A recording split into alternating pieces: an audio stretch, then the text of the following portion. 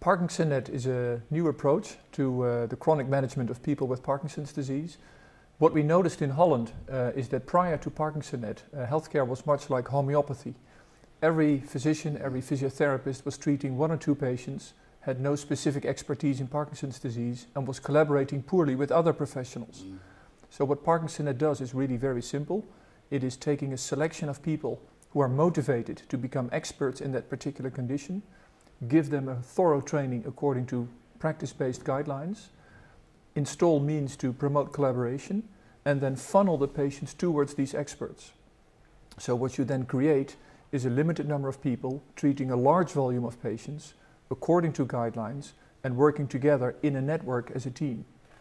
The advantage is that you organize a knowledge in a professional network, and research has shown that the people work better according to guidelines. The number of disease complications has gone down. The most recent work suggests that the number of hip fractures has gone down by 55% in Holland, which is mind-boggling. And despite more intensive multidisciplinary treatment, ParkinsonNet saves 20 million euros a year for Parkinson's care alone. That's about 5% of the annual Parkinson budget. Imagine if you would extend that to other chronic disorders. It's billions of euros for Holland alone. Fascinating evidence. Can you tell us a little bit about how the program has been received by patients in the Netherlands? Patients really enjoy the program for a number of reasons. First, if you ask patients, and we've done a number of surveys both in Europe and in Holland specifically, patients demand to be seen and treated by an expert. So this is exactly what ParkinsonNet offers. The moment they enter the office, they know this is somebody who understands their disease. Second, ParkinsonNet heavily adopts a patient-centered approach, not as a hollow phrase, but with very concrete measures. For example, we have installed a healthcare finder, which is a web-based search engine, so that patients themselves can identify experts in the vicinity of their home who have the certificate of ParkinsonNet and who suit best their individual needs. There are generic features to ParkinsonNet that can apply easily to any other chronic condition. So Parkinson's disease is a very good role model disease for COPD, for diabetes, for dementia, because it's a multidisciplinary team that is required. It's a multifaceted, complex disease, and treatment typically takes place in all echelons of healthcare: hospitals, community, the home, nursing homes. And that's no different for example, dementia. It is a little bit different. We are now copying ParkinsonNet to chronic obstructive pulmonary disease in Holland, and we're seeing that it is not a copy-paste issue. And for example, in COPD care, the family doctor has a much more intensive role, whereas in Parkinson's care, the family physician plays a very modest role. That's not to say it is an irrelevant role, but the role is very different. For Parkinson's, the family physician coordinates care and oversees comorbidity, whereas in COPD care, they are really involved in the care itself. And the bulk of the treatments is actually prescribed by the family physician. So it's not just copy-paste.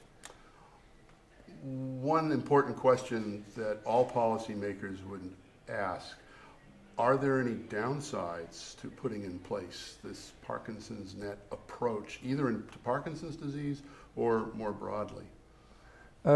Well, you're asking the inventor, so I would say no, but I do get complaints about ParkinsonNet. So there are theoretical downsides. First, we get complaints for people who are not inside the network. And because they see their clientele dry up, which is exactly what we intend to achieve. So from providers you get other providers who are not who are outside the network, integrated into the arrangement. Right.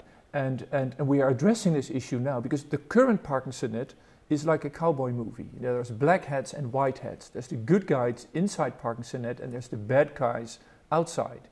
And of course there's all the grays in between. So there might well be experts outside ParkinsonNet who we've missed in our initial selection procedure. And conversely, there might be opportunistic people who are currently inside ParkinsonNet. Does ParkinsonNet mean that you need fewer professionals? Is that one way that it saves money? Oh yeah. So that's what I said in the beginning. It's a selection of people. It's a limited number of providers seeing large numbers of patients. Right. And selection means some people fall outside, the boat. And those are complaining. So our newest initiative is to really be very transparent about the actual quality of care that's being delivered. So we're going to create full transparency about all the grays in between black and white, so that membership of ParkinsonNet is no longer a free, a right once you're in, but each year in, year out, you need to demonstrate that you still add value to the lives of patients. And if for some reason you're becoming too expensive or your quality drops, you're outside the network. Is there anything that, in addition to what you said thus far, you would want to say to a policymaker who was thinking about implementing Parkinson's Net? Yeah, so one of the main struggles that I face is that I see tremendous enthusiasm around me for the ParkinsonNet approach. And I literally have a mailbox filled with emails saying, Baas, can you help me do a network for diabetes, rheumatoid arthritis, or mails from abroad? Can we have ParkinsonNet in California? Can we have it in the UK? The problem is innovators want to continue to innovate and do new things within their own area. So when I have no time to do a COPD net in Sweden, I would love to see it happen in Sweden. So my advice to policymakers is, you should continue to invest in innovations, but also take stock of where we are, see what are good innovations, and try to find different people who are maybe not as creative, but release some funds to have implementers who are less creative, who can take the knowledge invented elsewhere and copy it.